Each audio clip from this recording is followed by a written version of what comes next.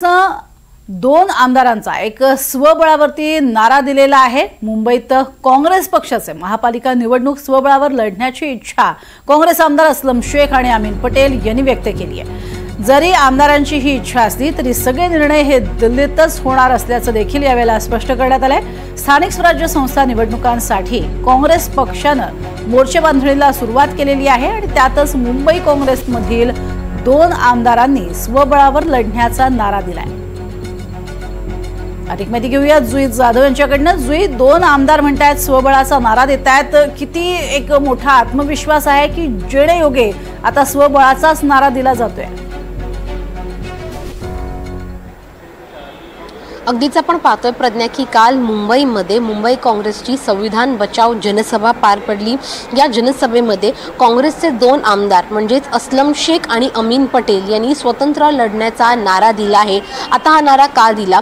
कारण का विधानसभा निवडणुकीमध्ये मुंबईत विशेष म्हणजे काँग्रेसला कमी जागा मिळाल्या होत्या आणि महाविकास आघाडीमधलाच एक घटक पक्ष म्हणजे शिवसेना उद्धव बाळासाहेब ठाकरे पक्ष या पक्षाला सर्वाधिक जागा मिळाल्या होत्या।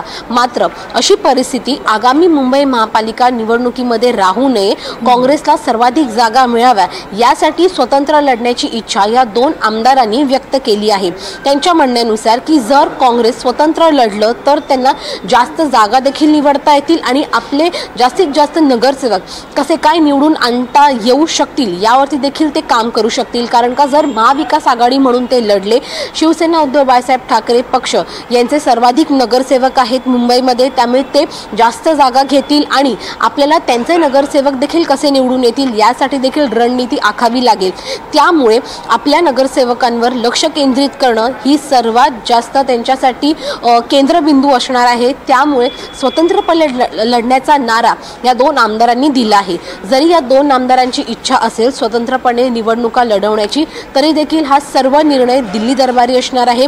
दिल्लीचे जे पक्षश्रेष्ठी आहेत ते नेमकं काय यावर निर्णय घेतात, त्यांना हा निर्णय मान्य आहे का महाविकास आघाडी म्हणून त्यांची एकजूट कायम आगामी स्थानिक स्वराज्य संस्था निवडणुकीसाठी देखील दाखवायची आहे, हा पेच आता दिल्ली दरबारी असणार आहे। त्यामुळे नेमकं दिल्लीचे पक्षश्रेष्ठी काय निर्णय घेतात त्यावर सगळं अवलंबून असणार आहे। प्रज्ञा, नक्कीच तुर्तास धन्यवाद या संपूर्ण सविस्तर माहितीसाठी जुई।